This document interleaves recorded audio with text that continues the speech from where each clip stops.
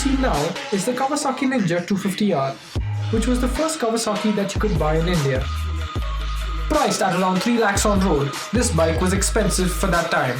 But the cost was justified because it was the best quarter-liter sport bike in the world. Fast forward to 2018, Kawasaki now offers 20 models here in India. Among the 25 dealers spread across the country, Anzen Kawasaki, located in Mumbai, has recently set up shop in Goa.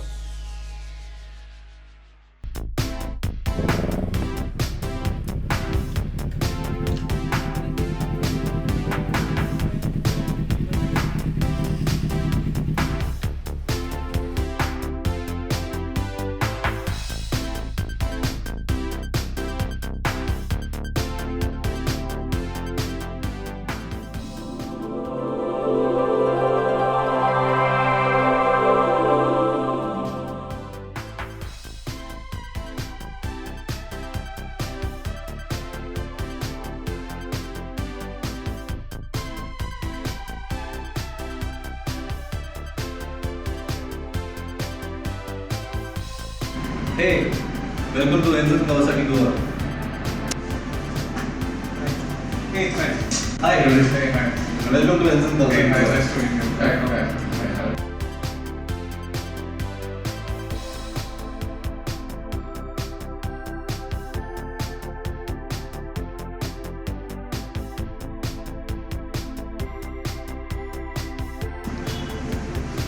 Viraj, don't you think this is a little too much for you?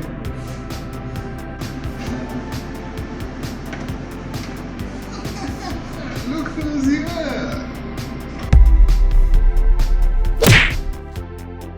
Viraj, you're finally upgrading. And what better choice? The Z900. I mean, it's almost leader class, 125 PS, and it looks like a good choice. I don't know if I agree with you, Akshay.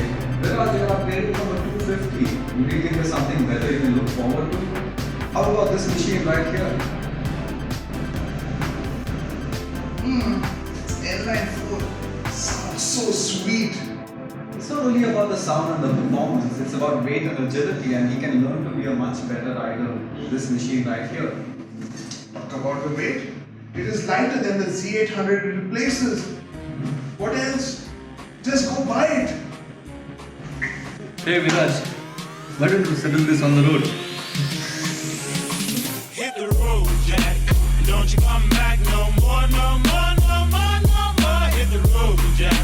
And don't you come back no more. What you say? Hit the road, Jack. And don't you come back no more, no more, no more, no more. Hit the road, Jack. And don't you come back no more.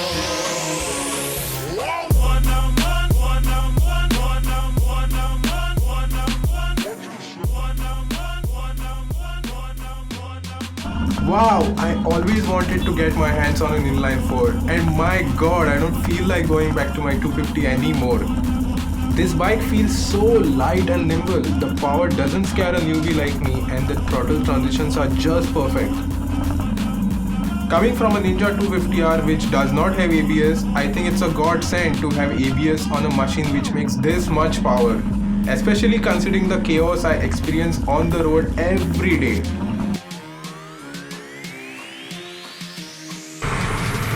When Gears was invited to the showroom launch of Anzen Kawasaki in Goa, the Z650 was the model that caught my eye. I was totally impressed by how small the bike felt. It reminded me of a nimble Yamaha FZ16. Now that I'm out on the road, I can see that the Z650 is so light and agile. There is a bunch of torque available from the word go, and it is also so easy to weave in and out of traffic. I absolutely love the practical character of this bike. It can be used as a daily rider, for touring, and every so often for a spirited ride through the hills.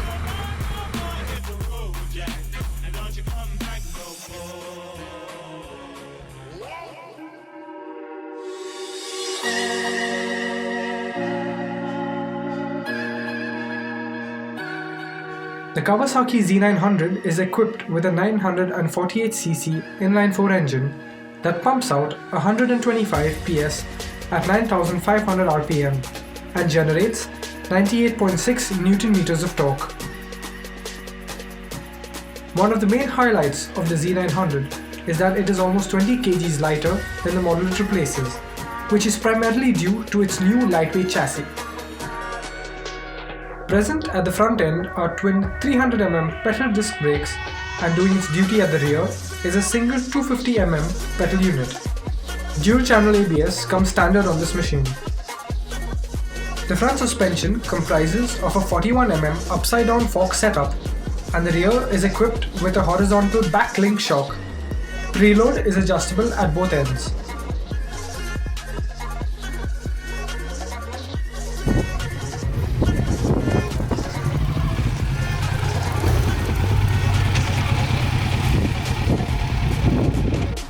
So Viraj, how was the Z900, man? It was so easy to ride. I'm totally out of words. Absolutely, I agree. That's a fantastic bike. It's so refined, and I don't think it really scared you, right? Actually, it didn't. Check this out. Yeah, My hands aren't shivering at all. Yeah. I could ride the bike very easily, considering the fact that I just shifted from a 250cc. It's so easy to ride. But I agree with you totally. But I think you should try this now. Okay, cool.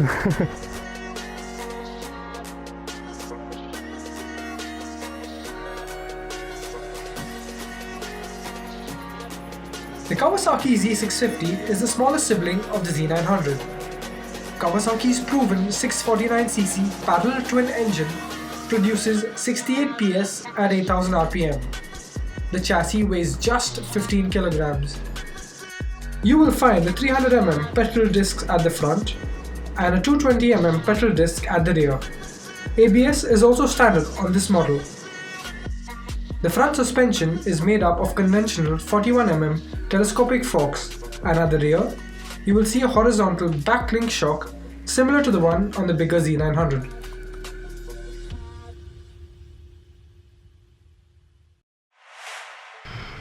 I've been blessed to ride various big bikes over the years and even own a couple of them. What immediately strikes me about the Z900 is its power delivery.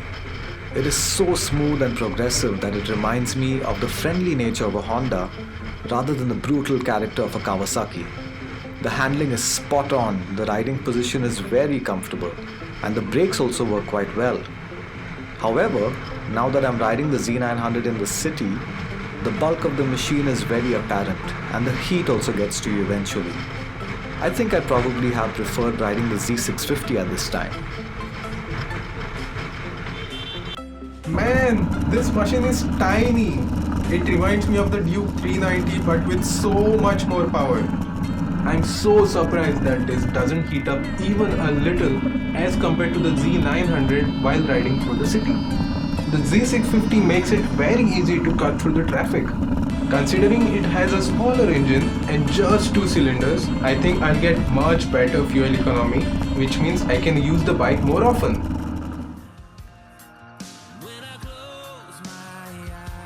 And as the day was drawing to a close, Viraj realized that it is not the size of the machine between your legs that matters, but rather on how you use it.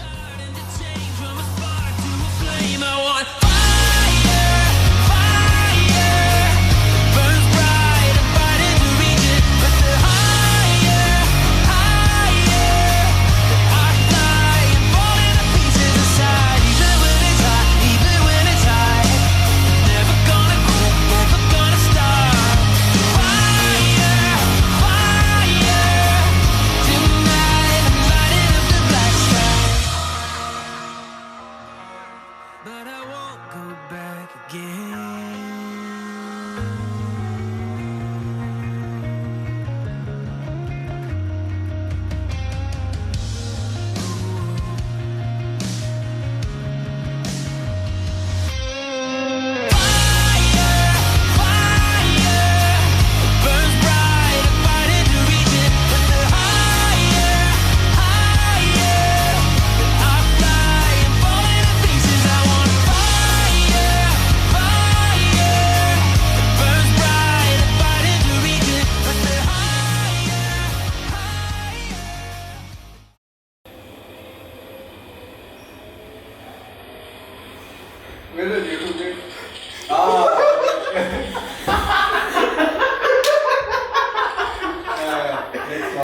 It's